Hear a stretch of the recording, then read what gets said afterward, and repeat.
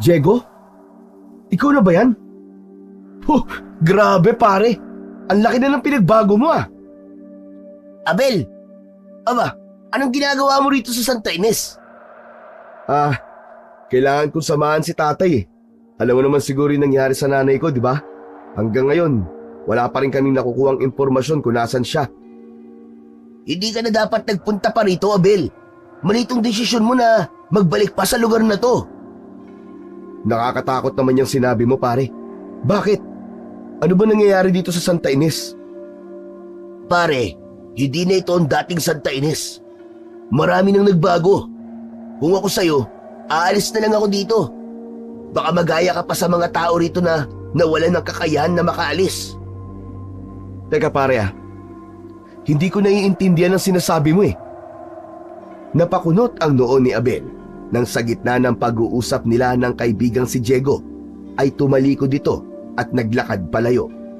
Napakamot na lang sa likod ng ulo niya si Abel sa kakaibang kinilos ng kanyang kaibigan. Nakasalubong niya ito sa paglalakad niya papunta sa kanilang bahay, ngunit hindi niya inasahan na ang dating masiyahin at makulit na si Diego ay tila tinakasan na ng katinuan. Napailing na lamang si Abel at muling naglakad. Sigurado siya na matutuwa ang tatay niyang si Tonyo kapag nakita siya. 5 taon na siyang nawala sa Santa Ines upang magtrabaho sa syudad. Sa loob ng 5 taon na yon ay noon lang siya nagkaroon ng pagkakataon na makabalik sa kanilang lugar. Masakit para kay Abel ang pagbabalik niya sa Santa Ines dahil alam niya na pagdating niya sa kanilang bahay ay tanging ang tatay niya lamang ang madadatnan niya at wala ang kanyang inang si Sabel. Bahagyang naluha si Abel nang matanaw na niya ang bahay nila. Napakaraming alaala ang sabay-sabay na bumabalik sa kanya habang paliit ng paliit ang distansya niya sa kanilang bahay. Bumilis ang paghakbang ni Abel dahil hindi na siya makapaghintay na makita ang kanyang ama na si Tonyo. Nang nasa harap na niya ang pinto ng bahay nila, ay marahan siyang kumatok. Agad yung bumukas at bumungad sa kanya si Tonyo na namumugto ang mga mata. Niyakap ni Abel ang ama niyang si Tonyo at tilapik sa likod. Anak, ginulat mo naman ako. Hindi ka nagsabi na uuwi ka ngayon. Gusto ko po talagang sorpresahin ka, Itay. Kumusta ka na po rito? Ayos naman ako, anak. Pero syempre, iba pa rin kapag nandito ka. Mahirap mag-isa, lalo na nung nawala ang nanay mo. Huwag ka mag-alala, Tay. Nandito na po ako. Sasamahan ko po muna kayo rito.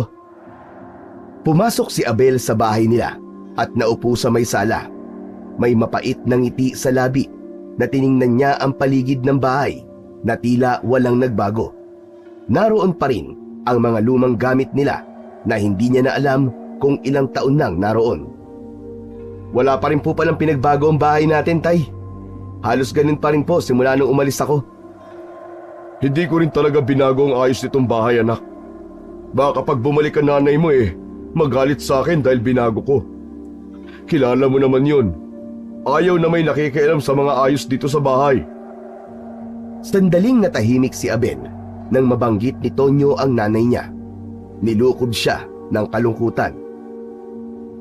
Itay, si nanay po pala. Ano po bang nangyari? May impormasyon na po ba ang mga pulis? 2 buwan nang nawawala ang nanay mo. Pero wala pa rin silang masabi kung nasan si Sabel. Nagpaalam siya sa akin noon na pupunta lang siya sa bayan.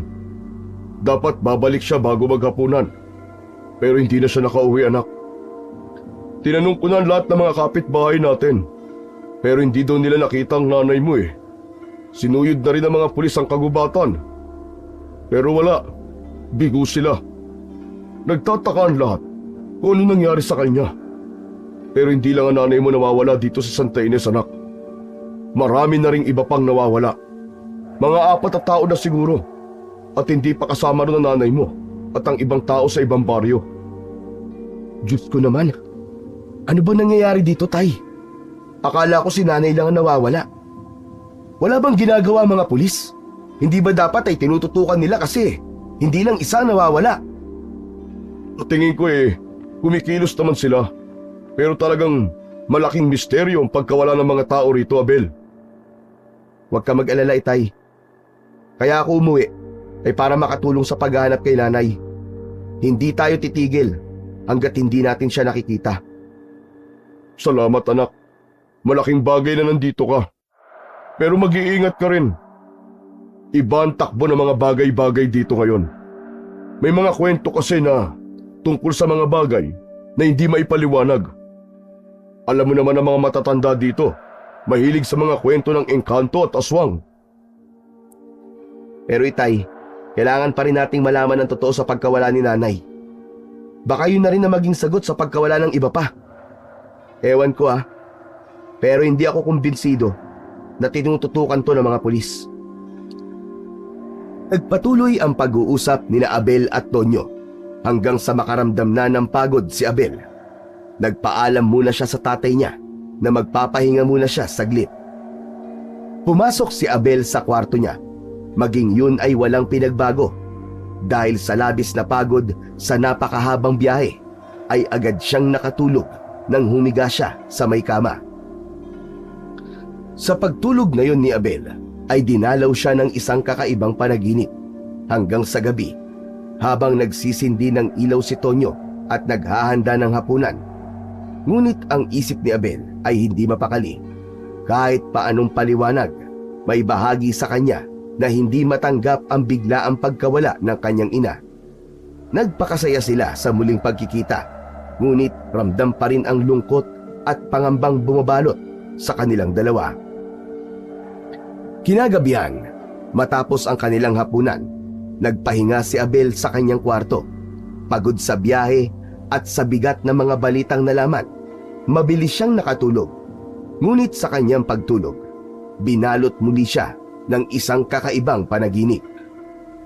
Nasa gitna siya ng kagubatan, nakarinig siya ng pag-iyak sa likod niya at sa paglingon niya ay nakita niya ang kanyang inang si Isabel. Nakatalikod yon sa gawi niya at walang tigil sa paghikbi. Marahang lumapit si Abel sa kanyang ina. Tinawag niya ito nang makalapit siya, ngunit hindi ito sumagot. Biglang humarap kay Abel ang kanyang ina. Namutla siya sa nakita dahil kakaiba ang itsura nito. Ang mga mata nito ay puro itim at ang mga ngipin ay parang mga pangil ng isang halimaw. Sinunggaban ni Isabel si Abel sa leeg. Napasigaw na lang siya nang maramdaman ang pagbaon ng mga ngipin nito sa kanyang balat. Nagising si Abel mula sa panaginip na yon. Humihingal siya at pawis na pawis. Hindi niya maipaliwanag ang takot na naramdaman niya sa panaginip na yon. Ang imahe ng kanyang ina na tila isa itong aswang ay malinaw pa sa kanyang isipan. Habang nakahiga siya, tinititigan niya ang kisame ng kanilang bahay. Alam niyang may malalim na dahilan ang panaginip na yon. Maaaring isa yung pangitain na magtuturo sa kanya sa kinaroroonan ng nawawala niyang ina. Kinabukasan ng umaga ay maagang bumangon si Abel. Nagpasya siyang tumungo sa istasyon ng pulis sa bayan upang personal na magtanong kung may bagong impormasyon sa pagkawala ng kanyang nanay. May lakad ka ba, anak? Bihis na bihis ka. Pupunta po ako sa bayan. Magtatanong-tanong po ako sa mga pulis kung may balita na po ba sa paghahanap nila kay nanay. Kakagaling ko lang dun ng isang araw, anak. At ang sabi nila ay wala pa rin. Pupunta pa rin po ako, Tay. Sana po ay may bago na silang impormasyon na maibibigay sa atin. Sana nga, anak. Sige, mag-iingat ka at huwag ka magpapagabi. Opo, Tay. Alis na po ako. Habang binabaybay ni Abel ang daan palabas ng Santa Ines, ay damang-dama niya ang bigat ng sitwasyon. Nagdasal siya na sana ay may bagong ebidensya o balita ang mga pulis tungkol sa kaso ng kanyang ina at ng iba pang nawawalang tao sa Santa Ines. Pagdating sa istasyon ng mga pulis, ay agad siyang lumapit sa isang pulis na nasa lamesa at nagtanong tungkol sa kanyang ina. Ayon sa pulis ay wala pa rin bagong impormasyon at sinusuri pa rin ng mga ito ang lahat ng dahilan ng pagkawala ni Isabel. Wala pa raw konkretong ebidensya kung nawawala o naglayas ang nanay ni Abel. Nabigo si Abel sa dasal niya. Inasahan niyang magkakaroon ng kahit kaunting pag-usad, pero wala pa rin. Naglakad na siya palayo mula sa mesa ng pulis at sa kanyang paglingon ay napansin niya ang isang dingding na puno ng mga papel. Nakaramdam siya ng kilabot nang makita ang mga larawan at pangalan ng mga nawawala. Halos lahat ay mula sa Santa Ines. Napalunok si Abel dahil kabilang ang kanyang ina sa mga mukhang naroon. Agad siyang lumabas ng istasyon nang may kirot at bigat sa kanyang dibdib. Pagbalik ni Abel sa Santa Ines ay naisipan niya na maglakad-lakad muna at huwag munang umuwi sa bahay nila. Nais niyang maging payapa kahit sandali ang isip niya, hanggang sa naalala niya ang sapa kung saan madalas sila noon ni Diego nung mga bata pa sila. Nagtungo ron si Abel at hindi niya inaasahan na naroon din si Diego.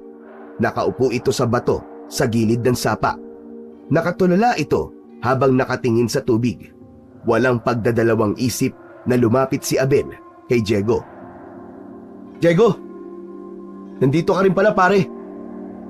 Napalingon si Diego kay Abel pero hindi ito nagsalita o kahit ngumiti man lang. Nagmamadali itong tumayo at naglakad paalis sa sapa. Hinabol ni Abel ang kaibigan at hinawakan to sa braso. "Diego, sandali! Sandali lang! Huwag ka naman umalis kagad. Kumusta ka na? Ang tagal nating hindi nagkita eh. Ano ba nangyayari sa'yo?" Huminto si Diego sa paglalakad pero hindi ito lumingon sa kanya. Umalis ka na, Abel. Umalis ka na at huwag ka nang bumalik. Teka, ano bang ibig mong sabihin? Alam mong hindi ako pwedeng umalis dito sa Santa Ines hanggat hindi ko nakikita ang nanay ko. Huwag ka na magtanong, Abel. Gawin mo na lang ang sinabi ko sa'yo. Kung gusto mo, isama mo na rin sa pag-alis ang tatay mo. Huwag mo nang hintayin, pare, na maging biktima ka rin ni Macario. Macario? Sino si Macario, Diego? Teka, hindi talaga kita maintindihan eh.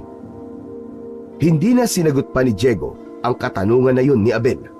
Inalis nito ang kamay niya sa braso nito at mabilis itong naglakad papalayo hanggang sa tuluyan na itong nawala sa kanyang paningin. Naiwan doon si Abel na litong-lito at punong-puno ng tanong. May kutob siya na merong pinagdadaanan si Diego at bilang kaibigan nito ay hindi siya papayag na hahayaan niya lang na ganun ito. Pag-uwi ni Abel sa kanilang bahay ay nadatnan niya ang kanyang ama na abala sa paghahanda ng pananghalian. Umupo siya sa hapagkainan. Bakas sa mukha niya ang pagkabalisa, hindi lang dahil sa pagkawala ng nanay niya, kundi maging sa nangyayari sa kaibigan niyang si Diego. "Anak, nandiyan ka na pala. Anong balita sa lakad mo?" "Ganun pa rin po, tay. Wala pa rin pong lead ang mga pulis eh." "Sabi ko naman sa'yo eh. Siguro kapag may nakuha na silang impormasyon, ay baka sila na mismo magsabi sa atin." "Tay, napansin niyo po ba si Diego nito mga nakaraang araw? Parang parang iba na po siya. Parang hindi na po siya yung Diego na kaibigan ko." "Napansin ko nga rin yan sa kaibigan mo, anak. Noong nakaraang buwan pa siya ganun eh. Hindi na siya tulad ng dati. Palagi na lang siya mag-isa. Dati-rati, sobrang mapagbiro nun. Pero ngayon, ibang-iba na siya." Napabuntong hininga si Abel. Naalala pa niya ang mga masasayang araw nila ni Diego nung mga bata pa sila. Ngayon ay tila isang estranghero na ang kanyang matalik na kaibigan. "Kanina, tay, may sinabi sa akin si Diego eh. Sabi niya, umalis na raw ako dito sa Santa Ines. Tapos may nabanggit siyang pangalang Macario. Kilala mo ba yung Macario na yun, Tay? Wala akong kilalang Macario. Sa totoo lang marami nagsasabi rito na wala na raw sa sarili si Diego. Kung bakit yun nangyari, ay wala nakakaalam. Nakaramdam ng labis na lungkot si Abel para sa kanyang kaibigan. Habang iniisip niya ang mga salitang binitiwan ni Diego, ay lalong bumibigat ang kanyang pakiramdam. Nagpatuloy si Tonyo sa kanyang ginagawa, habang si Abel naman ay napilitang mag-isip ng mga sunod na hakbang. Kailangan niyang malaman ang totoo, hindi lamang tungkol sa pagkawala ng kanyang ina, kundi pati na rin sa pagbabago ni Diego at ang misteryosong pangalang nabanggit nito. Isang umaga, nagising si Abel na masama ang pakiramdam. Ramdam niya ang init ng kanyang katawan. Tumayo siya mula sa kanyang higaan at naramdaman niya ang pananakit ng kanyang ulo. Pero nagpasya pa rin siyang lumabas ng silid niya upang kumain ng almusal kasama ang kanyang ama. Sa hapagkainan, tahimik na kumain si Abel. Halos hindi niya nagalaw ang pagkain niya dahil wala siyang ganang kumain. Anak, ayos ka lang ba? Parang nangangalumata ka. Masama ba ang pakiramdam mo? Nilalagnat po ako, Tay. Pero wag po kayo mag-alala. Iinom po ako ng gamot pagkatapos kong kumain. Pinilit ni Abel na kumain, ngunit matapos ang ilang subo ay naramdaman niya na parang may humahalukay sa loob ng kanyang tiyan. Mabilis siyang tumayo at tumakbo sa lababo upang sumuka. May pag-aalalang lumapit si Tonyo kay Abel. Aba anak, baka nabati ka. Nilalagnat ka tapos nagsusuka ka pa. Ang mabuti pa dalhin na kita ngayon kay Mang Elias. Sigurado ako na mapapagaling ka niya. Tay, hindi na po ako bata para magpagamot pa kay Mang Elias.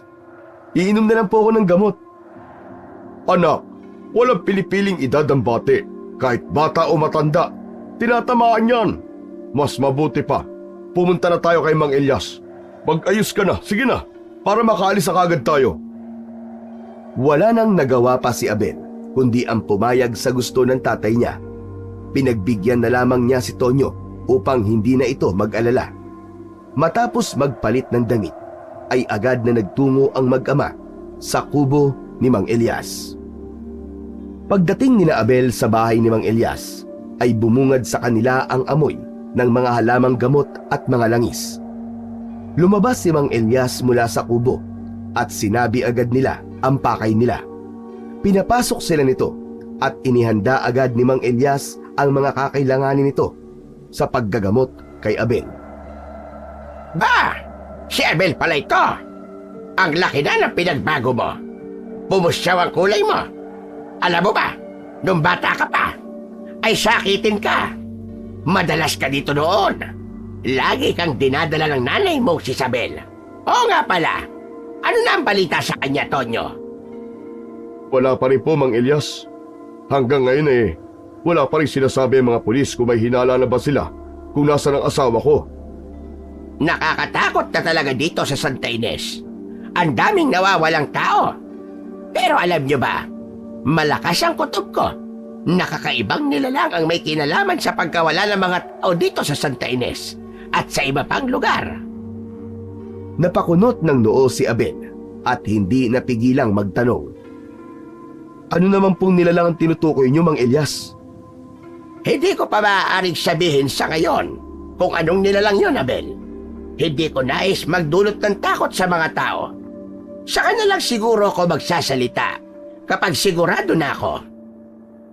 Sinimulan ni Mang Elias ang panggagamot kay Abel, kaya hindi na nagawang magtanong pa ni Abel. Nadagdagan patuloy ang mga kailangan niyang isipin dahil sa sinabi ni Mang Elias. Sinuob ni Mang Elias si Abel at pagkatapos nun ay meron itong dahon na kinuha na kasing laki ng palad.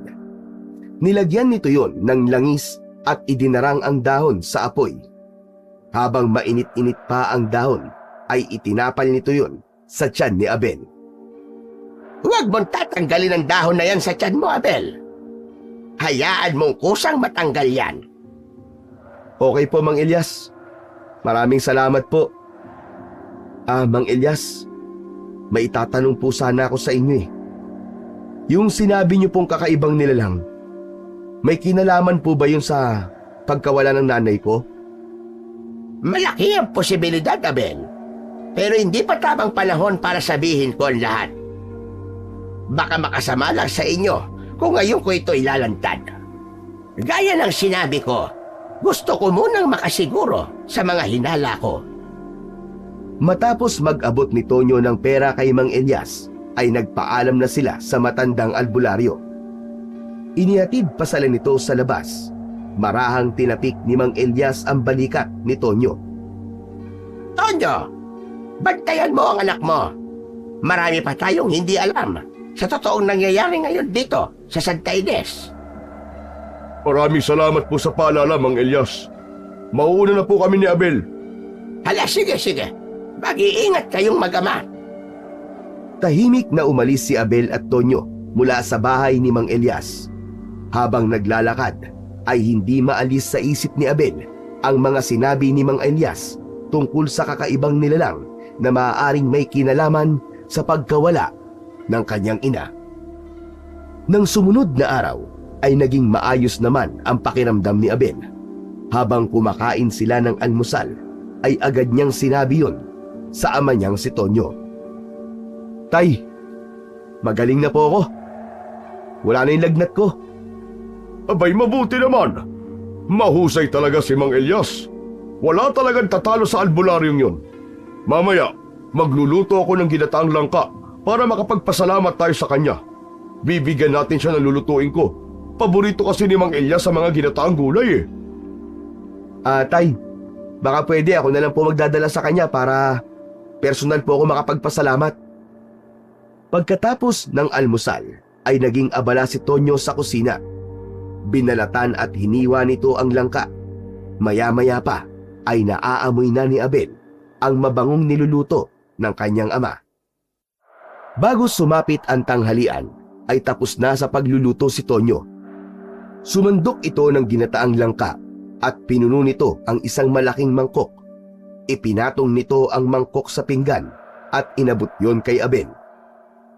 Abel, dalhin mo tong ginataang langka kay Mang Elias. Ipaabot mo na rin sa kanya ang pasasalamat ko dahil napagaling ka niya, ha? Sige po tay, ako na pong bahala. Bilisan mo lang, anak, ha?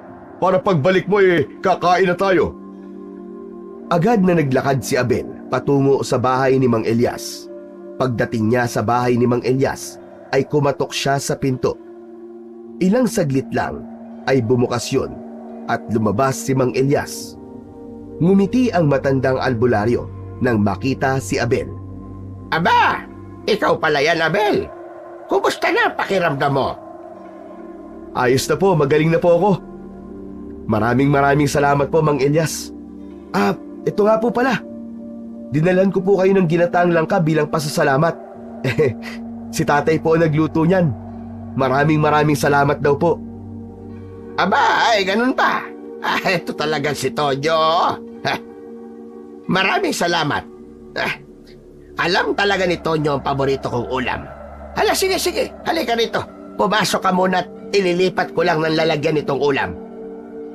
Pumasok sa kubo si Abel at naupo.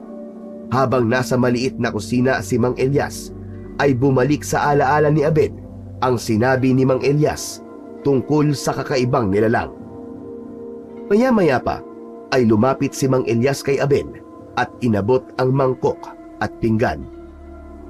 Hindi ko na hinugasan ng mga yan, para maulit. Mang Elias, may itatanong po sana ako tungkol po dun sa sinabi nyo kahapon eh. Ano po bang kakaibang nilalang ang tinutukoy nyo? Abel, sinagot na kita kahapon sa tanong mong yan. Hindi pa rin ako sigurado at ayokong magdulot ng takot sa mga tao o isipin nila na nababaliw na ako kapag sinabi ko kung anong nilalang yon. Mang Elias, nangangako po ako sa inyo na hindi ko po ipagsasabi sa kahit na kanino. Kahit po kay tatay, hindi ko po sasabihin. At hindi ko po iisipin na nababaliw kayo. Gusto ko lang po talaga malaman kung ano ang totoo at anong klaseng nilalang po ang sinasabi nyo. Minga ng malalim si Mang Elias. Tila pinag-isipan pa nito kung sasabihin ba nito ang nalalaman niya. Maya-maya pa ay isang malalim na paghinga ang pinakawalan ng matandang albularyo. Aasahan ko na tutupad ka sa pangako mong yan, Abel. Kaya magsasalita na ako sa iyo. Matagal ng panahon ang nakakalipas ay may isang malakas na aswang ang nanalasa dito sa Santa Ines. Kakaiba ang lakas niya, kaya masasabi ko na hindi siya pangkaraniwang aswang. Sa sobrang lakas niya, ay may kakayahan siyang gawing aswang ang isang ordinaryong tao. Noon pa man, marami na siyang nasirang buhay at pinatay. Pero tumulong ang mga diwata para matalo siya. Ano po? Tama po bang narinig ko? Tumulong ang mga diwata? Nagbigay ang mga diwata ng isang makapangyarihang sandata sa isang karapat-dapat na tao. Ano pong makapangyarihang sandata yon, Mang Elias? Isang ginintuang sibat. Ipinagkatiwala ito sa taong yon at nagawa niyang talunin si Macario. Pero hindi namatay si Macario. Nakatakas si Macario, Abel. At sa tingin ko, bumalik na siya dito. Kaya nawawala ang mga tao dito sa Santa Ines. Natigilan si Abel at bumilis ang tibok ng kanyang puso. Bumalik sa isip niya ang isang usapan nila ng kaibigan niyang si Diego kamakailan lamang. May nabanggit si Diego noon na ang pangalan ay Macario. Sandali lang po. Si Diego po, yung kaibigan ko. Nabanggit din po niya sa akin ang pangalan ng Macario. Ang sabi niya ay umalis na ako rito sa Santa Ines bago pa ako maging biktima ni Macario. Mukhang may alam si Diego tungkol kay Macario. Kailangan makausap natin siya. Kung may impormasyon siya tungkol kay Macario, makatutulong yon para malaman natin kung ano ang susunod na hakbang natin. Tama, Mang Elias. Kung tama ka sa inala mo na si Macario ang dahilan ng pagkawala ni nanay at ng iba pa, baka matulungan niya tayo ni Diego. Pero kung totoong nandito na ulit si Macario, paano po natin siya malalabanan? Nasaan po ba ang gininto ang sibat? Nang maglaho ang taong pinagkatiwalaan ng mga diwata, ay naglaho na rin ang gininto ang sibat. Kaya hindi ko alam kung nasa na yun ngayon. Pero sa ngayon, ay kailangan muna nating makausap si Diego. Kailan po natin siya kakausapin? Mamayang gabi, pagkatapos ng hapunan. Huwag mo itong ipapaalam sa ibang tao, Abel. Dapat ay maging maingat tayo. Sige po, Mang Elias, nangangako po ako. Sige, magkita po tayo mamayang gabi. Pupuntahan ko na lang po kayo rito.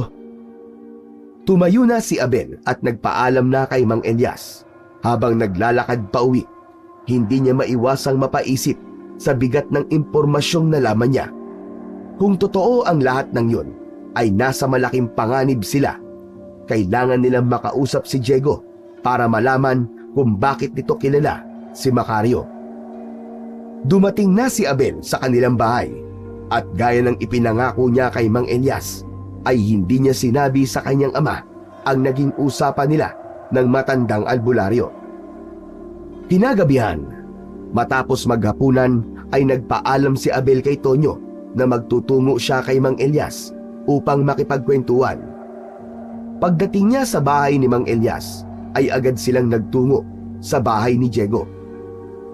Pagdating ni Abel sa bahay ni Diego, ay nagkatinginan sila ni Mang Elias bago kumatok si Abel. Ilang saglit pa ang lumipas bago bumukas ang pinto. Sumilip si Diego sa pinto. Nanlaki ang mga mata nito nang makita sina Abel at Mang Elias. Diego, pwede ka ba namin makausap? Hindi sumagot si Diego.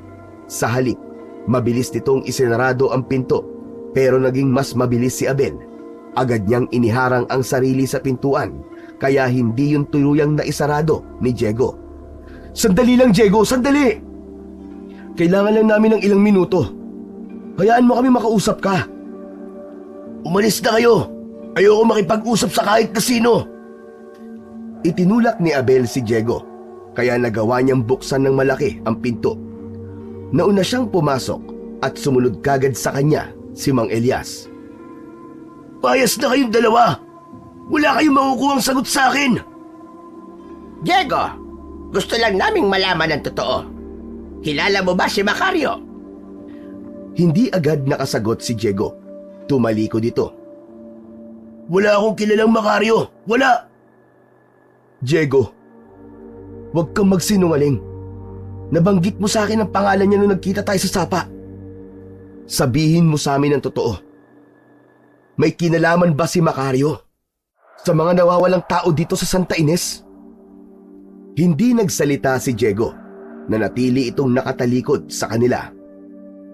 Ano bang ibig mong sabihin nung sinabi mo na baka ako ang maging isa sa biktima ni Macario? Ano ang alam mo, Diego? Pakiusap. Magsalita ka naman oh. Sabihin mo sa amin ang katotohanan kung may alam ka. Hindi ko alam ang sinasabi mo. Lumayas ka na! Lumayas na kayo! Diego, alam kong may alam ka. Sabihin mo sa amin kung nasan si Macario. Maaari pa natin pigilan ang mga mangyayari. Naniniwala ako na malaki ang maitutulong mo para mapigilan natin ang balak ni Macario rito sa Santa Ines. Tumigil kayo! Wala kayong alam! Lumayas kayo! Layas! Nagsimulang magwala si Diego. Ibinato nito ang mga gamit sa mesa. Lahat ng gamit na mahawakan nito ay ibinabato niya sa dingding. Nagkalat at nasira ang mga gamit, kaya mabilis na lumapit si Abel kay Diego para pigilan ito. Diego, ano ba? Diego, sandali, uminahon ka! Tumigil ka na! Tama na! Kung ano man ang nangyayari sa'yo, ay handa kaming tulungan ka. Basta sagutin mo lang ang mga tanong namin. Huli na ang lahat. Wala na kayong magagawa. Hindi niyo na ako matutulungan. Malakas na tinulak ni Diego si Abel. Natumba si Abel pero agad din siyang bumangon. Lalapit sana siya ulit kay Diego pero mabilis itong tumakbo palabas ng bahay. Diego, sandali! Diego! Bumalik ka rito! Sinubukan ni Abel habulin si Diego, ngunit mabilis itong nawala sa paningin niya. Para bang nilamon ng kadiliman ang kaibigan niya. Huminga ng malalim si Abel. Labis siyang nag-alala para kay Diego. Hindi niya inasahan na magiging ganoon ang reaksyon ng kaibigan niya. Naguluhan siya at hindi niya alam kung ano ang kanyang dapat na gawin. Mang Elias, nawala si Diego. Di ko alam kung saan siya nagpunta. Kailangan natin siyang tulungan, Mang Elias. Kung totoo nga ang sinasabi ng mga tao na nawawala na sa katinoan niya si Diego. Hindi nawawala sa katinoan si Diego, Abel. May mas malalim na dahilan kung bakit siya nagkakaganon. Ano pong ibig niyong sabihin? Ano po bang nangyayari kay Diego? Hindi ko pa alam. Pero isa lang ang sigurado ko. Takot siya. Hindi siya baliw. May alam siya na ayaw niyang malaman ng ibang tao. Labis na nag-alala si Abel sa kalagayan ng kaibigan nito. Gusto niyang maintindihan kung bakit nagbago si Diego at kung ano ang tinatago nito. Alam niyang may mas malalim na misteryo sa likod ng mga kilos ng kaibigan niya at kailangan nilang malaman yun bago pa lumala ang sitwasyon. Isang umaga, mag-isa si Abel sa loob ng bahay nila. Iniisip niya ang mga napakaraming nangyayari sa Santa Ines simula nang dumating siya roon. Maya-maya pa ay dumating na ang tatay niya. Tila wala sa sarili na umupo ito sa tabi ni Abel. Nakatulala ito at parang may napakalaking problema na dala. Itay, ayos lang po ba kayo? May nangyari po ba? May natagpo na bangkay ng babae sa may sapa, Abel. Wakwak ang dibdib at wala na ang puso. Nakita ko mismo. Grabe, nakakakilabot. Diyos ko, sino naman po ang gagawa ng ganong karumal-dumal na krimen? Ano po sabi ng mga pulis? Wala pa silang suspek. Pero narinig ko sa mga tao na aswang daw ang pumatay sa babae kaya ganun ang itsura ng bangkay. Hindi nagsalita si Abel. Doon niya napagtanto na tama ang lahat ng hinala ni Mang Elias. Mukhang nagbalik na nga ang malakas na aswang na sinabi sa kanya ng matandang albularyo. Naisip niya na kailangan niyang makausap muli si Mang Elias tungkol sa bagay na yon. Tay, aalis po muna ako ah. O bakit? Saan ka pupunta? Kay Mang Elias lang po. At ano naman ang gagawin mo ron? Masakit po kasi ang tiyan ko eh. Magpapagamot lang po ako sa kanya. Ganun ba? Eh, sasamahan na kita. Hindi na po kailangan, Tay. Kaya ko na po ito. Bago pa tuluyang magpumilit si Tonyo na samahan si Abel, ay nagmamadali na siyang umalis. Ayaw niyang ipaalam sa tatay niya ang mga napag-uusapan nila ni Mang Elias dahil sigurado siya na mag-aalala lang ito sa kanya. Pagdating ni Abel sa bahay ni Mang Elias, ay nakita niyang nakabukas ang pinto, kaya walang pasabi na pumasok siya roon. Nagulat si Mang Elias sa biglaang pagdating ni Abel. Abel! Aba, ano tumahangos ka? Mang Elias, may masama pong balita eh. May nakita raw po na bangkay ng isang babae dito sa Santa Ines. Wakwak daw po ang dibdib at wala na ang puso. Sabi po ng mga tao, aswang daw po may kagagawan. Mukhang tama nga ang hinala ko, Abel. Nagbalik na si Macario. Kung ganon, nasa malaking panganib ang Santa Ines.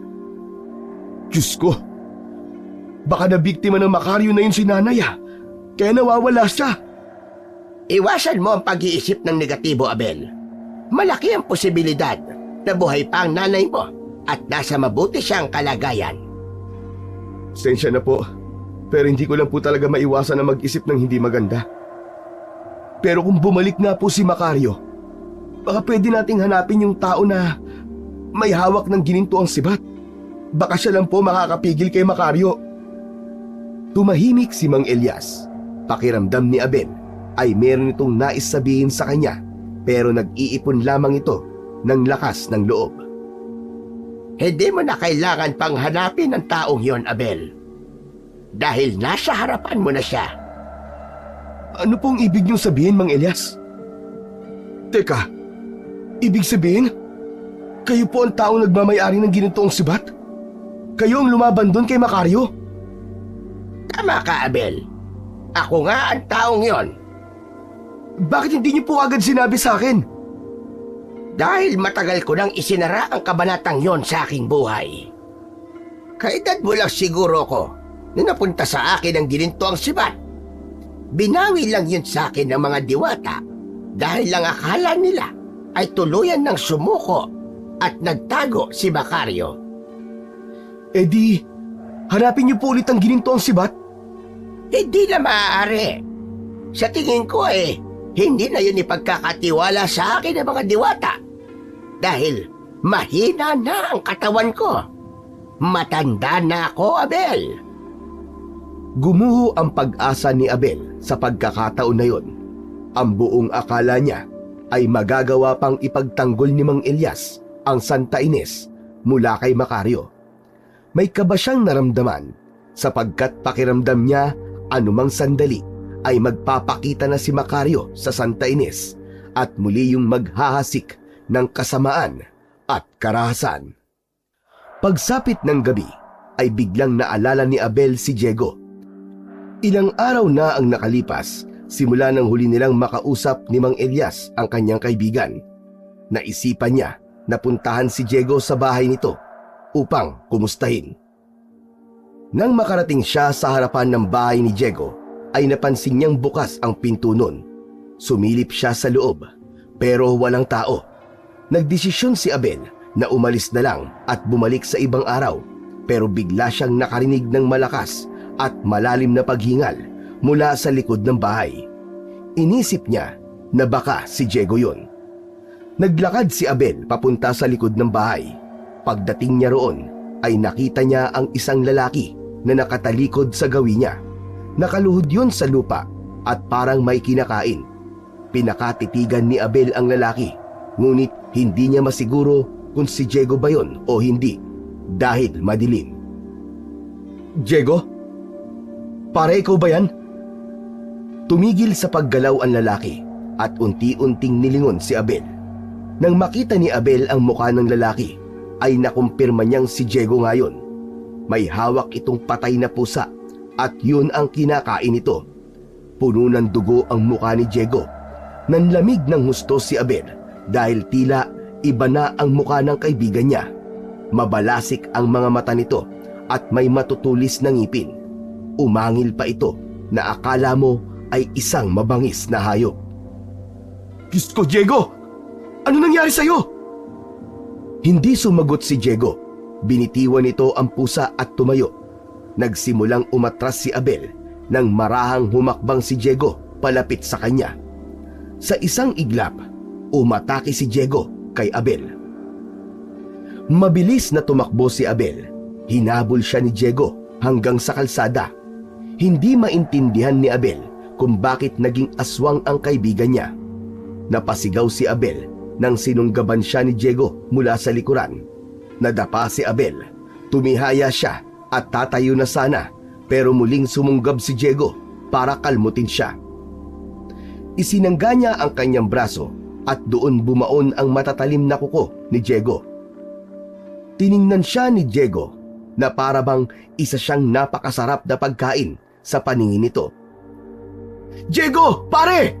Ako to si Abel! Kaibigan mo ako, ano ka ba? Ngunit tila hindi na siya kilala ni Diego. Ang nasa isip na lamang nito ay ang mapatay si Abel. Doon na nagdesisyon si Abel na sumigaw. Tulungan niyo ako! Saklolo! Tulong!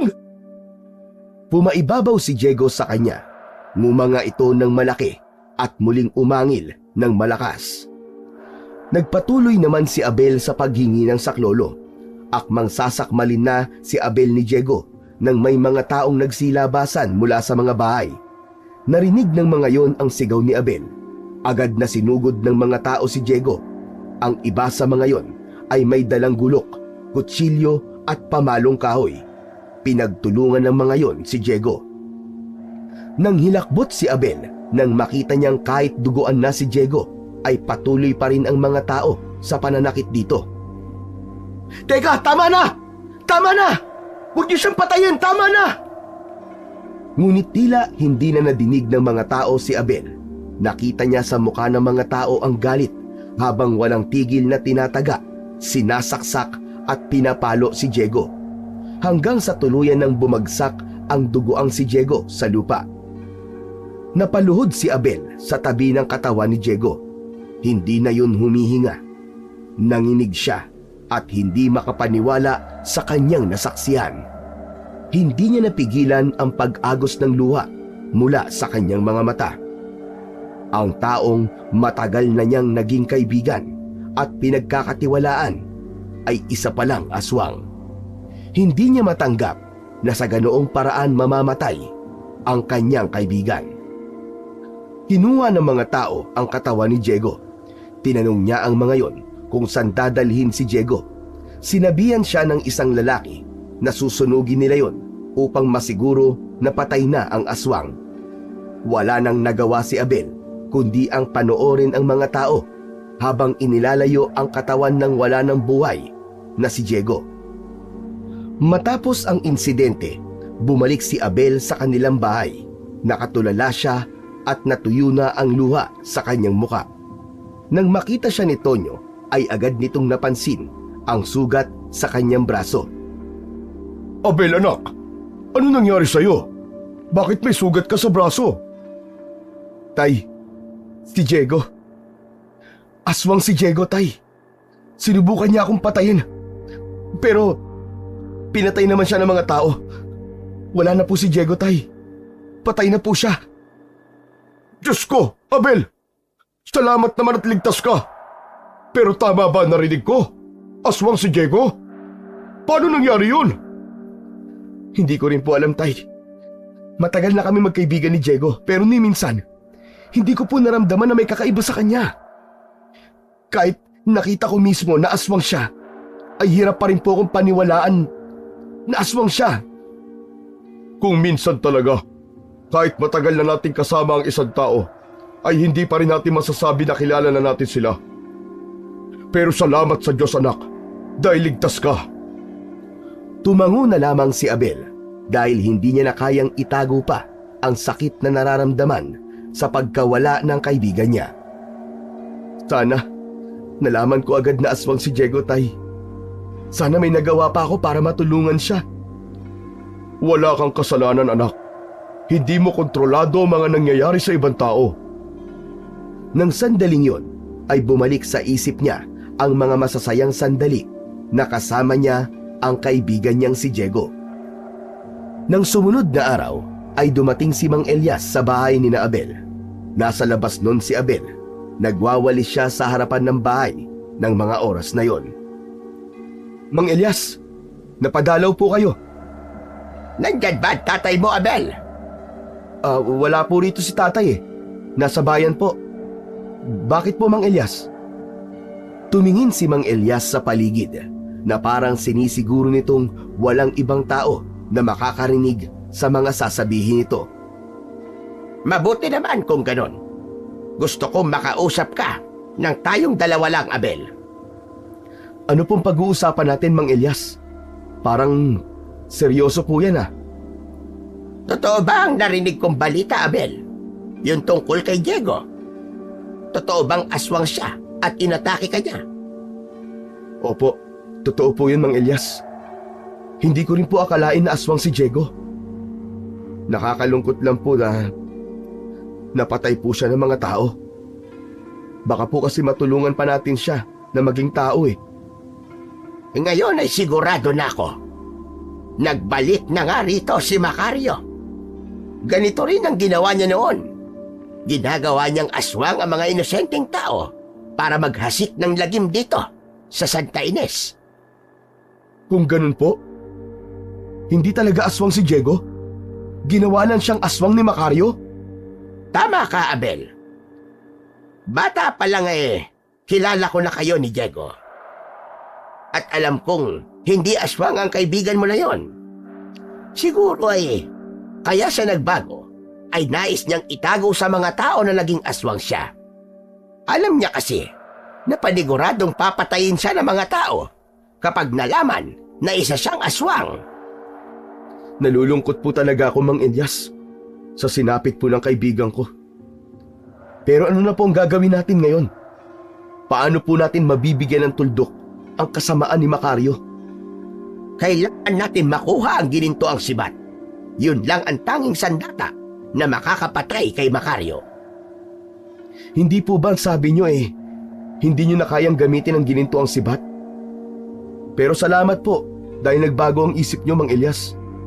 Kung ano man po may tutulong ko para makita nyo ulit ang ginintoang sibat, ay gagawin ko po. Maaasahan nyo ako sa bagay na yan, Mang Elias. Hindi ako maghahanap, Abel. Kundi ikaw. Ha? Ako po? Teka, bakit po ako? Bakit hindi na lang po kayo? Hindi ko na kaya, Abel. Tulad nga na sinabi ko, matanda na ako. Ang katawan ko ay hindi na kasing lakas ng dati. Ikaw ang nakikita kong karapat-dapat na gumamit ng ginintoang sibat. Malakas ka, matapang, at higit sa lahat, may puso ka para sa mga tao sa iyong paligid. Pero Mang Elias, paano po kung hindi ko kaya? Hindi ko alam kung sapat ba ang lakas ko para harapin si Macario. Kaya mo, Abel. Kaya mo. Hindi mo kailangan maging sobrang lakas. Kailangan mo lang ng tapang at determinasyon. At isa pa, baka kapag napatay na natin si Macario, ay malalaman na natin ang sagot sa matagal mo ng tanong. Kung nasaan po si nanay? At ano nangyari sa kanya? Tama ka, Abel. Baka may kinalaman talaga si Macario sa pagkawala ng nanay mo at ng iba pang mga tao. Natigilan si Abel at pinag-isipan niya ang alok ni Mang Elias.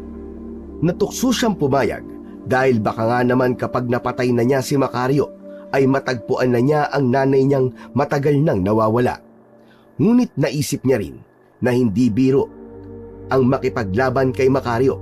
May posibilidad pa rin na siya ang mapatay nito kahit pa nasa kanya ang ginintuang sibat. Ano, Abel? Pumapayag ka na ba? Mang Elias, pwede po bang pag-isipan ko muna?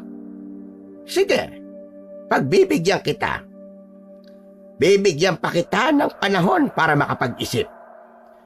Pero bilis-bilisan mo, Abel. Habang tumatagal, ay lumiliit din ang tsansa natin na mapatay si Macario. Nararamdaman ko na nagpapalakas lang siya at saka siya aatake rito sa Santa Ines. Magsasalita pa sana si Abel, pero dumating na si Tonyo. May dala itong mga supot. Aba, Mang Elias, napadalaw po kayo. Napadaan lang ako, Tonyo. Nakipagkwentuhan lang ako rito kay Abel. Interesado kasi na maging isang albularyo. Aba, totoo ba yun, Abel? Gusto mo maging albularyo? Ha? Opo, tay.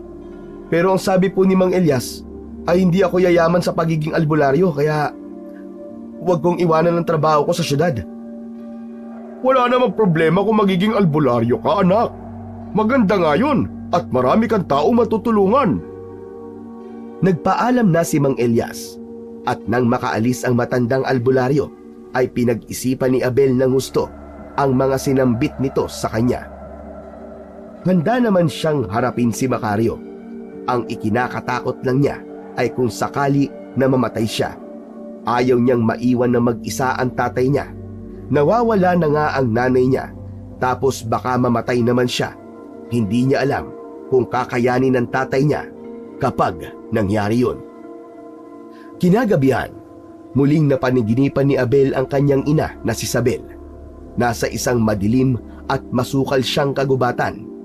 Tahimik ang kapaligiran, maliban sa mahinang pag-ugong ng hangin na tila bumubulong ng mga salitang hindi niya maintindihan. Naglalakad si Abel hanggang sa nakita niya ang kanyang nanay. Nakatayo yun sa harapan niya habang umiiyak.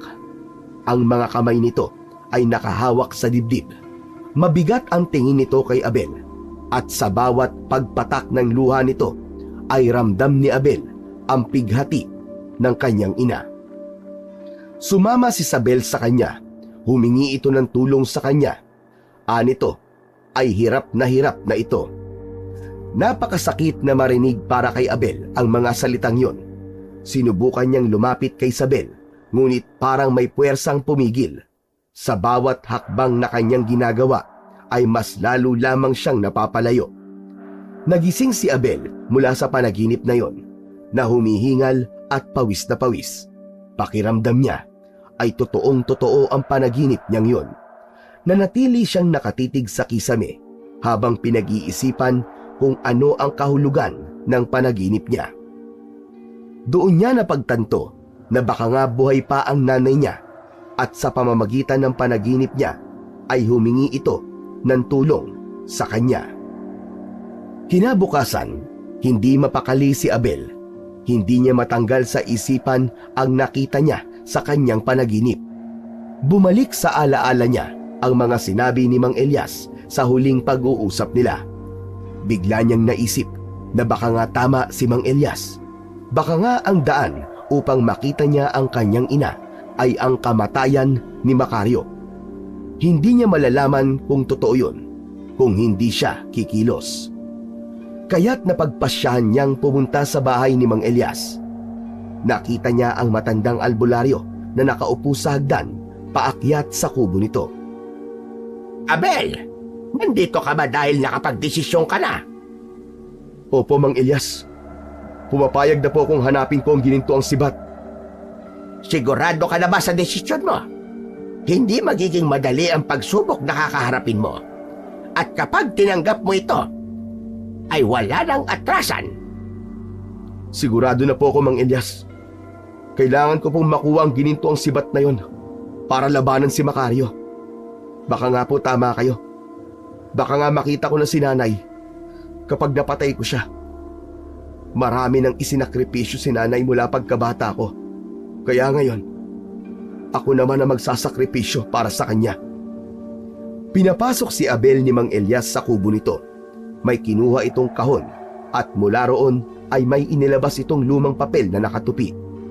Binuklat nito ang papel at ipinakita yon kay Abel. Nalaman ni Abel na isa yung mapa. Ang ginintoang sibat ay matatagpuan sa gubat na nasa dulo ng Santa Ines. Nasa loob yon ng isang kuweba at ang mapa na ito ang gagabay sa iyo papunta roon. Paano ko po makukuha ang sibat? Sapat na po bang puntahan ko lang ang kuweba? Hindi yon magiging ganong kasimple, Abel. Sinabi sa akin ng diwata na ako ang dapat na maghanap ng susunod na gagamit ng ginintoang sibat kapag kinakailangan niyong gamitin muli para makipaglaban sa mga kampo ng kadiliman. Ngayon, nakita ko sa iyo ang kakayahan at tapang, pero hindi ako magdidesisyon kung ikaw nga ang karapat-dapat. Teka, ano pong ibig niyong sabihin? Susubukin ka ng diwata, Abel. Sila ang magdidesisyon kung karapat-dapat kang gumamit ng ginintoang sibat.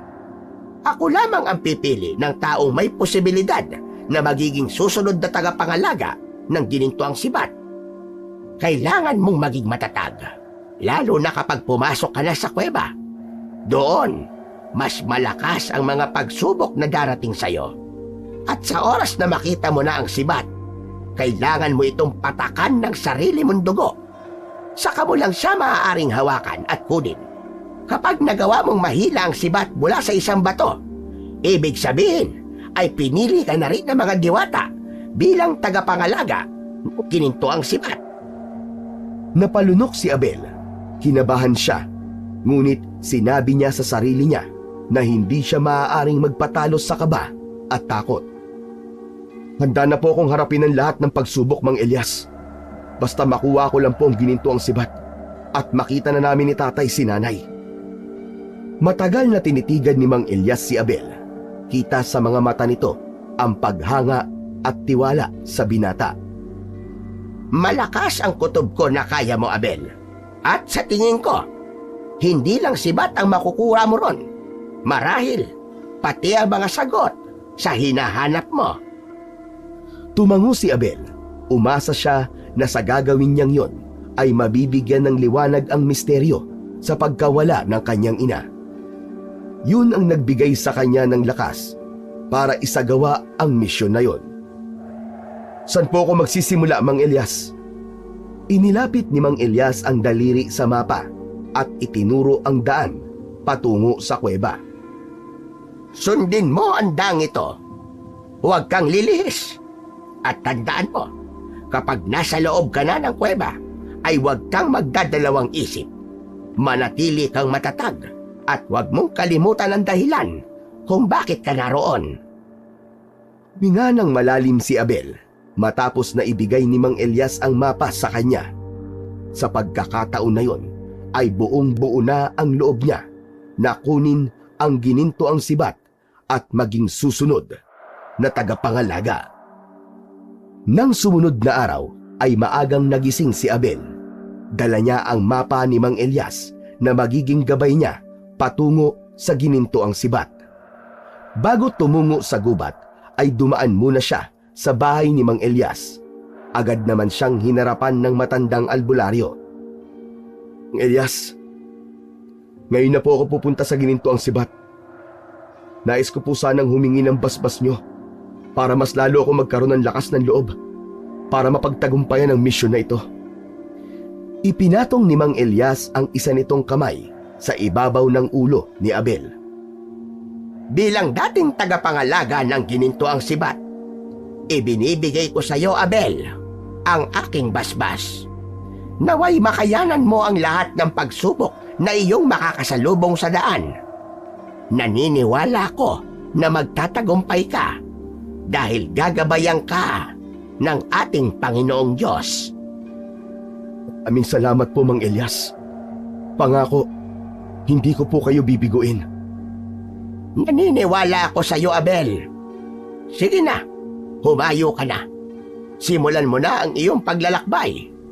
Dito lang ako sa Santa Ines para kung sakaling may maganap na pag-atake ng mga aswang, ay may magtatanggol sa mga tao rito. Mang Elias, alalahanin niyo po ako. Gabayan niyo po ako. Dahil sa basbas ni Mang Elias, ay mas lalong nagkaroon ng lakas ng loob si Abel. Nagsimula na siyang maglakad patungo sa kagubatan.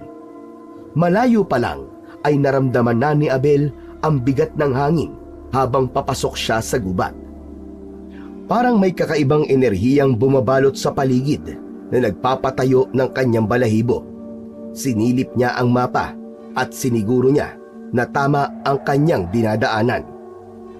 Makalipas ang ilang oras na paglalakad sa gubat, ay nakaramdam si Abel ng kakaibang presensya sa kanyang paligid. Maya-maya pa ay narinig niya ang mahinang ungol ng isang babae mula sa kung saan. Lumingon siya, ngunit wala siyang nakitang ibang tao. Naglakad-lakad pa siya hanggang sa nakakita siya ng isang babae na nakahandusay sa lupa. Labis siyang nag-alala nang makita niyang sugatan at duguan ang babae. Ano nangyari sa'yo? Tumingin ang babae kay Abel. Kahit sugatan nito, ay kapansin-pansin ang angking kagandahan nito na para bang isa tong diyosa na nagkatawang tao. Inatake ako ng aswang kagabi. Halos patayin niya ako.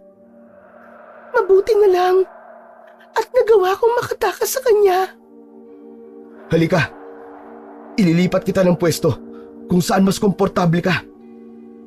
Maraming salamat sa iyo. Ako nga pala si Mayumi. Ikaw, anong pangalan mo?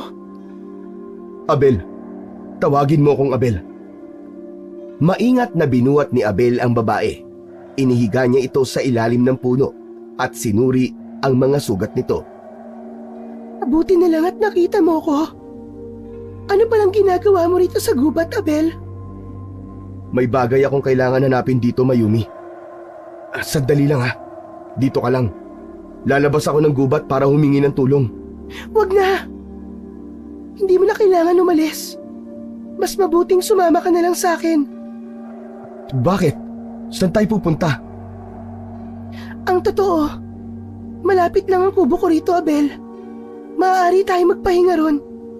Kayang-kaya kitang paligayahin sa paraang alam ko. Ha? Hindi pwede. Importante ang bagay na kailangan kong hanapin. Mas importante ba kesa sa akin, Abel? Kalimutan mo na ang mga bagay na hinahanap mo. Isipin mo ang langit na maaabot mo kapag sumama ka sa akin. Sige na, Abel. Tayo na. Hindi agad nakapagsalita si Abel. Ngumiti si Mayumi na mas lalong nagpalitaw ng kagandahan nito. Lumapit ito ng bahagya kay Abel at halos maramdaman na niya ang init ng hininga nito sa kanyang muka. Naramdaman ni Abel ang mga kamay ni Mayumi na dahan-dahang humahaplos sa kanyang balikat at pababa sa kanyang braso. Tumindig ang balahibo ni Abel dahil sa kakaibang pakiramdam na dulot ng haplos ni Mayumi. Naalala ni Abel ang babala ni Mang Elias. Doon niya napagtanto na baka isa yun sa pagsubok sa kanya ng mga diwata. Mariing pumikit si Abel habang patuloy ang paghaplos ni Mayumi sa katawan niya. Pagsubok lang to. Pagsubok lang to. Paulit-ulit yung ibinulong ni Abel sa kanyang sarili. Pilit niyang pinipigilan ang kanyang sarili na huwag magpadala sa tukso.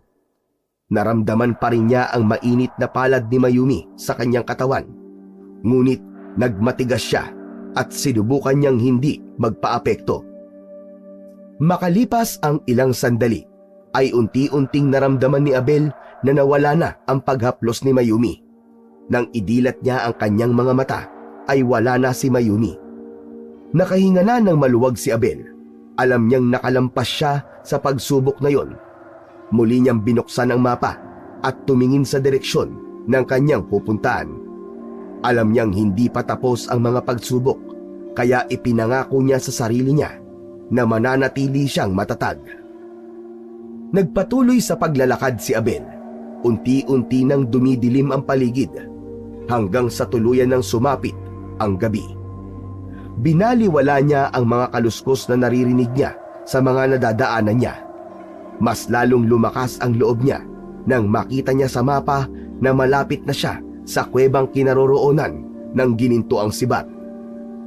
Makalipas ang ilang minuto ay narating na ni Abel ang kuwebang pupuntahan niya. Huminto siya sa bukana ng kuweba at huminga ng malalim. Hindi na siya nagdalawang isip at pumasok na siya sa loob ng kuweba. Inilabas niya ang baon na flashlight at binuksan yon upang makita niya ang kanyang dinadaanan. Habang naglalakad si Abel sa loob ng madilim na kuweba, ay biglang nagtaasan ang kanyang mga balahibo sa braso at sa batok. Maya-maya pa ay nakarinig siya ng pamilyar na boses na tinawag ang pangalan niya. Nilingon ni Abel ang pinagmumulan ng tinig at nagulat siya nang makita niya ang kanyang ina. Lalapitan niya sana ito pero biglang nagbago ang anyo nito. Lumaki ang mga mata nito at naglaglagan ang mga ngipin. Umiyak ang nanay niya at paulit-ulit siyang tinanong kung bakit niya ito iniwanan. Malakas na napasigaw si Abel. Nakaramdam siya ng takot sa sarili niyang nanay kaya tumakbo siya palayo rito. Patuloy siya nitong tinawag sa nakakatakot nitong boses. Hindi ikaw ang nanay ko! Tigilan mo ko! Hindi ikaw ang nanay ko! Nang makalayo na si Abel, ay hindi niya na narinig ang boses ng nanay niya. Huminto siya at lumingon sa kanyang pinanggalingan. Maglalakad na sana ulit si Abel, pero sa pagharap niya ay nakita niya si Diego sa unahan niya. Puno ng sugat at dugo ang buong katawan nito. Diego? Pare? Dahan-dahang lumapit si Diego. Lumuha ito ng dugo habang nakaangat ang mga kamay na parang nais siyang hawakan. Bakit mo ako pinabayaan, Abel? Bakit mo ako hinayaang mamatay? Patawarin mo ako, pare. Wala akong nagawa para pigilan ng mga tao. Wala kang kwentang kaibigan. Wala kang kwentang kaibigan! Bago pa man makasagot si Abel, ay bigla siyang sinakal ni Diego. Halos hindi siya makahinga sa sobrang higpit ng pagkakasakal sa kanya ni Diego. Pakiramdam niya ay parang madudurog ang kanyang leeg. Puno ng galit ang mga mata ni Diego at tuloy-tuloy ang pagdaloy ng dugo sa mga mata nito. Halos mabaliw si Abel sa takot at pagsisisi. Pumikit siya. Pilit niyang kinalma ang sarili at sinabi sa isip niya na hindi totoo ang lahat ng nakikita niya. Hindi ito totoo. Hindi ito totoo. Paulit-ulit niyang sinabi yon hanggang sa lumuwag na ang pagkakasakal ni Diego sa leeg niya. Sa pagbukas ng kanyang mga mata ay wala na si Diego sa kanyang harapan. Pinunasan ni Abel ang pawis sa kanyang noo gamit ang sariling palad. Doon niya napatunayan na hindi nga talaga biro ang pagsubok kapag nasa loob na siya ng kuweba dahil sinubok ang kanyang konsensya sa mga bagay na pinagsisisihan niya. Kinalma muna ni Abel ang sarili at saka siya nagpatuloy sa paglalakad. Dumaan siya sa makikitid na lagusan ng kuweba hanggang sa natuntun na niya ang pinakasentro ng kuweba. Nanlaki ang mga mata ni Abel nang makita niya ang ginintuang sibat na nakatusok sa isang malapad na bato. Agad niya yung nilapitan at manghang-mangha siya habang nakatingin doon. Inilabas ni Abel ang kanyang patalim. Ibinukas niya ang kanyang palad at walang pagdadalawang isip na hiniwa niya ang palad niya gamit ang patalim. Nang may dugong lumabas doon, ay ipinatak niya yon sa ginintuang sibat. Pagkatapos nun, ay huminga siya ng malalim. Hinawakan niya ang dulo ng ginintuang sibat at nagdasal siya na sana ay mahugot niya yon mula sa bato. Marahan niyang hinila ang sibat at ganun na lang ang tuwa niya nang walang kahirap-hirap niya yung nahugot mula sa bato. Hindi siya makapaniwala na nagawa niyang bunutin ang sibat. Pinagmasdan niya yon. Napakaganda ng disenyo ng ginintuang sibat. Bawat simbolo na nakaukit doon ay tila puno ng hiwaga at kapangyarihan. Nakuha ko na. Nakuha ko ang ginintuang sibat. Ibig sabihin, ako ang karapat-dapat. Ako ang karapat-dapat! At desisyon na si Abel na lumabas ng kuweba. Ngunit hindi pa man siya nakakalayo sa pinagkuhanan niya ng sibat, ay biglang lumitaw si Mayumi sa kanyang harapan. Pero hindi na siya ang babaeng nakita ni Abel kanina. Isa na itong diwata na nakasuot ng makinang nakasuotan at balot ng liwanag. Binabati kita, Abel. Nalagpasan mo ang lahat ng pagsubok. Hindi nagkamali si Elias sa pagpili sa iyo. Natigilan si Abel. Hindi siya makapagsalita at nakatitig lang siya kay Mayumi. Mula ngayon, ikaw na ang tagapangalaga ng ginintoang sibat. Ang sibat na yan ay magbibigay sa iyo ng lakas at kapangyarihan upang labanan si Macario. Gamitin mo yan ng may karunungan. At tatandaan mo, Abel, ang kapangyarihan ng sibat ay para lamang sa mabuti. Maraming salamat, Diwatang Mayumi. Maraming salamat at ipinagkatiwala mo sa akin ang ginintoang sibat.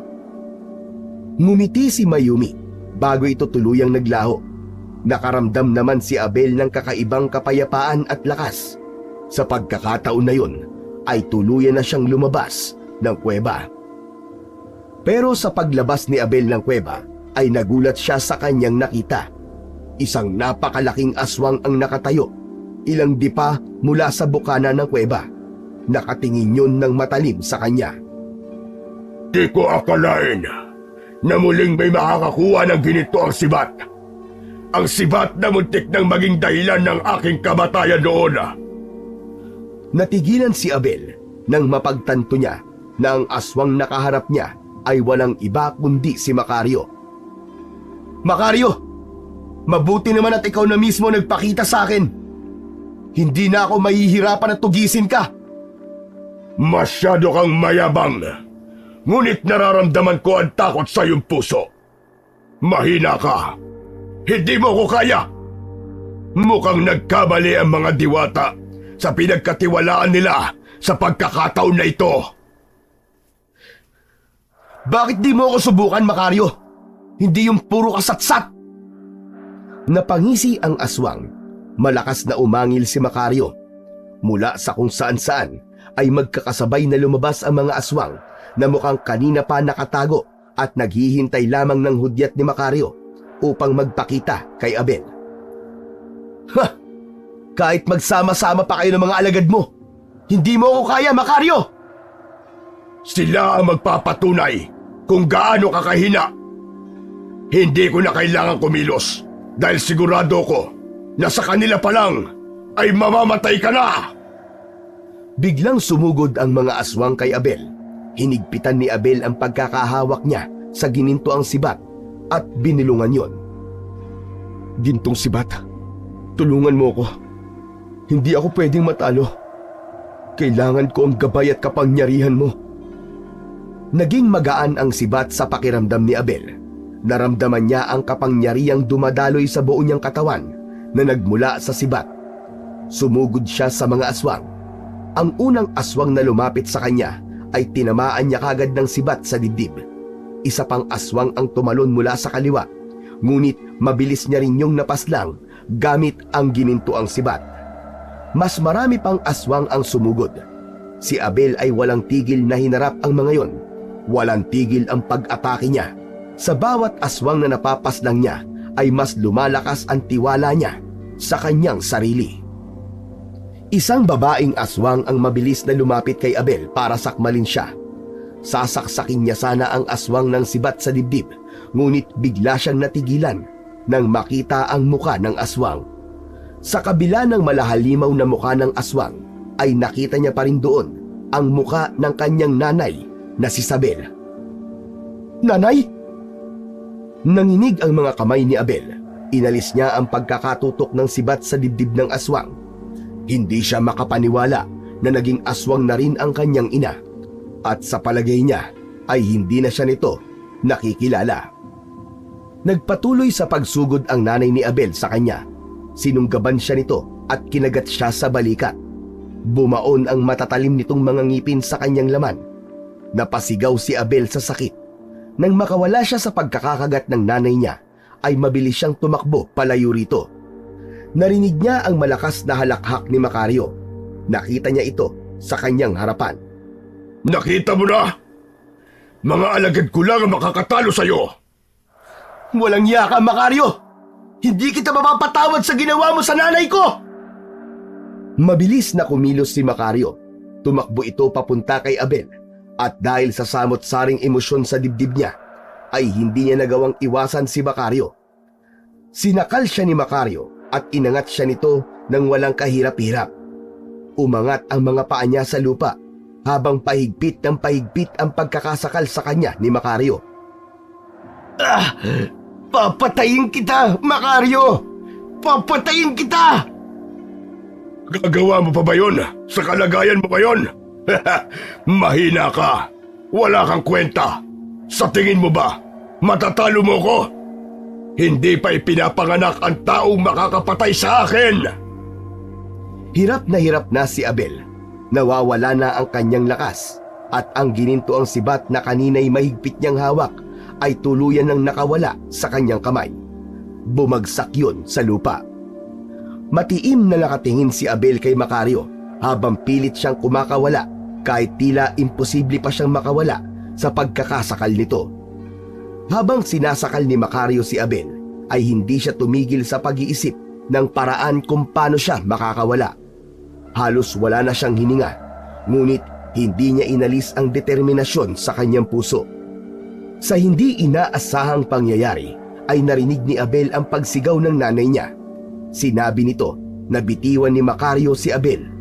Biglang sumugod si Sabel at tumalon sa likuran ni Macario. Mariin nitong kinagat ang batok ni Macario. Napasigaw si Macario sa sakit at nabitiwan nito si Abel. Lumayo si Macario kay Abel habang pilit itong inaalis ang nanay ni Abel sa likod nito. Habang patuloy na nagpupumiglas si Macario ay nagawa nitong alisin ang nanay ni Abel sa likod nito. Malakas nito yung ibinalibag sa lupa. Napasigaw si Abel nang masaksihan ang ginawa ni Macario sa kanyang ina. Itinaas ni Macario ang mga kamay nito na may matutulis na kuko. Alam ni Abel na itatarak nito yon sa kanyang nanay, kaya mabilis siyang nag-isip ng dapat niyang gawin. Mabilis na dinampot ni Abel ang gininto ang sibat sa lupa at ibinato niya yon ng buong lakas kay Macario. Napasigaw si Macario sa matinding sakit. Hindi makapaniwala si Abel sa sunod na nangyari. Parang may sariling isip ang sibat na bumalik yon sa kamay niya. Tila alam ng sibat kung sino ang may-ari rito. Buong tapang na tumayo si Abel at sa pagkakataong yon ay si Macario na lang ang tanging nakikita niya. Akala mo ba ay mapapabagsak mo ko ng ganun lang kadali? Nagkakamali ka. Hindi ikaw ang tatalo sa akin. Mabilis na tumakbo si Abel papunta kay Macario. Sinalubong siya ni Macario at nagawa nitong iwasan ang pag-atake niya gamit ang sibat. Nagsimula na ang sagupaan ni na Abel at Macario. Paminsan-minsan ay may mga alagad ni Macario na sinusubukang sugurin si Abel, pero madali niyang napapatay ang mga yon. Tumalon si Abel at nagtagumpay siya na itarak ang sibat sa braso ni Macario. Nagpupumiglas si Macario, ngunit wala itong magawa. Pinigilan ni Abel na makagalaw si Macario gamit ang nakatarak na sibat dito. Hindi mo ko matatalo. Ako ang pinakamalakas na aswang. Hindi ako titigil hanggat hindi ka nawawala sa mundong to, Macario! Hinugot ni Abel ang sibat at nagpatuloy ang kanyang pakikipaglaban. Lahat ng pag-atake ni Macario ay madali niyang naiiwasan. Sa paningin niya ay napakabagal ng paggalaw ni Macario at sigurado siya na ang gininto ang sibat ang nagbigay sa kanya ng kakayahan niyang yon. Hindi niya tinigilan ang pagsugod. Pakiramdam niya ay hindi siya nakakaramdam ng pagod. Nang mapansin ni Abel na pagod na si Macario, ay agad niya yung sinamantala. Mabilis niyang itinarak ang sibat sa gitna ng dibdib ni Macario. Biglang nagliyab si Macario. Nang hugutin ni Abel ang sibat, ay napaluhod sa lupa si Macario habang patuloy itong nilalamon ng naglalagablab na apoy. Umaalingaw-ngaw sa buong kagubatan ang sigaw ni Macario. Hindi inalis ni Abel ang tingin niya kay Macario hanggang sa halos maging abo na ito. Nang tuluyan ng napaslang ni Abel si Macario, ay doon lamang siya nakaramdam ng pagod. Ngunit ang pagod na yon ay may kasamang kasiyahan dahil nagtagumpay siyang patayin si Macario. Luminga si Abel sa paligid. Hinanap niya ang kanyang ina.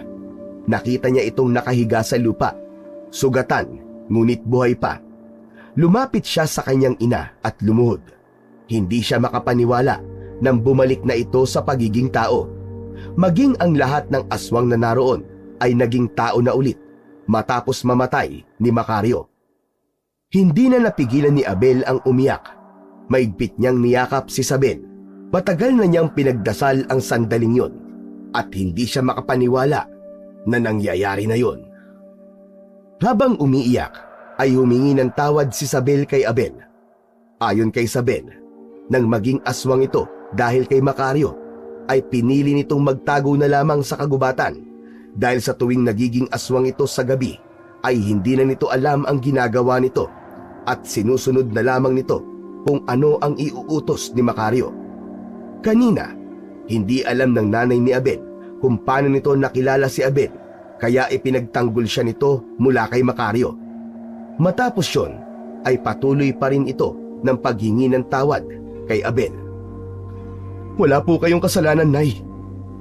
Biktima lang din po kayo kagaya ng mga taong nandito ngayon.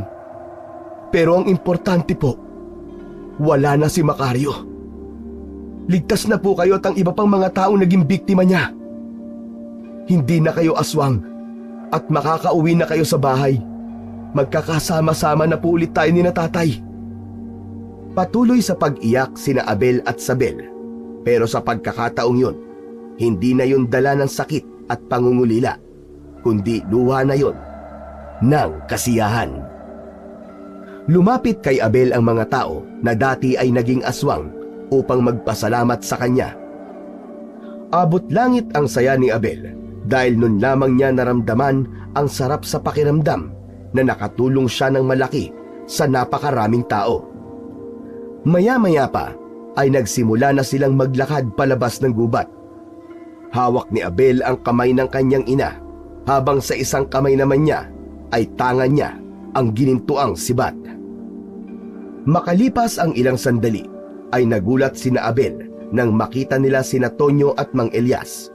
Halos maiyak sa saya si Tonyo nang makita si Isabel. Patakbong lumapit si Tonyo kay Isabel at mahigpit itong niyakap. Salamat sa Diyos at buhay ka, Isabel! Asawa ko! Hinayaan lang ni Abel ang mga magulang niya sa tagpong yun. Lumapit si Mang Elias sa kanya at tinapik siya sa balikat na may kasamang ngiti. Dumating si Tonyo sa bahay ko kanina at hinahanap ka. Sabi niya, maghapon kang hindi umuwi at nag-aalala na siya sa'yo. Naawa ko, kaya wala akong nagawa kundi ang sabihin sa kanyang totoo. Kaya nagpunta kami rito sa gubat para hanapin ka, Abel. Mang Elias, napatay ko si Macario. Ginamit ko ang ginintuang sibat. Wala na siya, Mang Elias. Tapos na ang pag-asik niya ng lagim sa Santa Ines. Mabuti at nagtagumpay ka, Abel. Hindi nga ako nagkamali na pinagkatiwalaan kita. Mula sa gabing ito, ikaw na ang bagong tagapangalaga ng ginintuang sibat. Ngunit hindi sa kamatayan ni Macario matatapos ang tungkulin mo. Maaaring may iba pang aswang ang susubukang umatake sa Santa Ines. Kailangan ka namin sa pagkakataon na yon, Abel. At sana, hindi maglaho ang tapang at kabutihan ng iyong puso. Naiintindihan ko po, Mang Elias. Tinatanggap ko po ng maluwag ang tungkulin ko. Gagawin ko po ang lahat para ipagtanggol ang bayan natin laban sa mga aswang at sa iba pang alagad ng kadiliman. Tiningnan ni Abel ang ginintuang sibat na hawak niya. Alam niyang hindi pa tapos ang laban niya. Alam niya na may paparating pang mga panganib, pero buo na ang loob niya. Alam niyang handa na siya sa kahit na anong laban at pagsubok na darating sa buhay niya at sa Santa Ines. Lumapit si Tonyo kay Abel at siya naman ang niyakap nito. Ipinagmamalaki kita, anak. Noon pa man ay alam ko nang may kakaiba sa'yo. Alam ko na may magagawa kang kabayanihan at sa gabing ito ay pinatunayan mo na isa ka talagang bayani. Maraming salamat po, Tay. Pero pasensya na po kayo kung naglihim po ako sa inyo. Wala yun, anak. Ang mahalaga ay nailigtas mo ang nanay mo at ang iba pang mga taong nawawala. Hindi lang kami ng nanay mo ang pinasaya mo, anak, kundi ang mga pamilya ng mga taong nandito. Maya-maya pa ay magkakasabay na silang naglakad palabas ng gubat. Habang binabaybay nila ang daan pauwi, pakiramdam ni Abel ay unti-unti na ring bumabalik sa normal ang lahat. Wala na ang bigat ng takot sa kanyang dibdib at masaya siyang kompleto na muli ang kanyang pamilya. Alam niyang kahit may malaking responsibilidad na nakaatang sa kanyang balikat, ay magagawa niya yung dalhin dahil palaging nasa tabi niya ang mga mahal niya sa buhay upang suportahan siya. Matapos ang lahat ay nagdesisyon si Abel na wag nang umalis sa Santa Ines. Naisip niya na mas makakabuti na kasama niya ang kanyang mga magulang upang mabantayan niya ang mga ito. Isa rin sa dahilan niya ng pananatili roon ay upang gampanan ang kanyang tungkulin bilang bagong tagapangalaga ng Ginintuang Sibat. Diego, ikaw na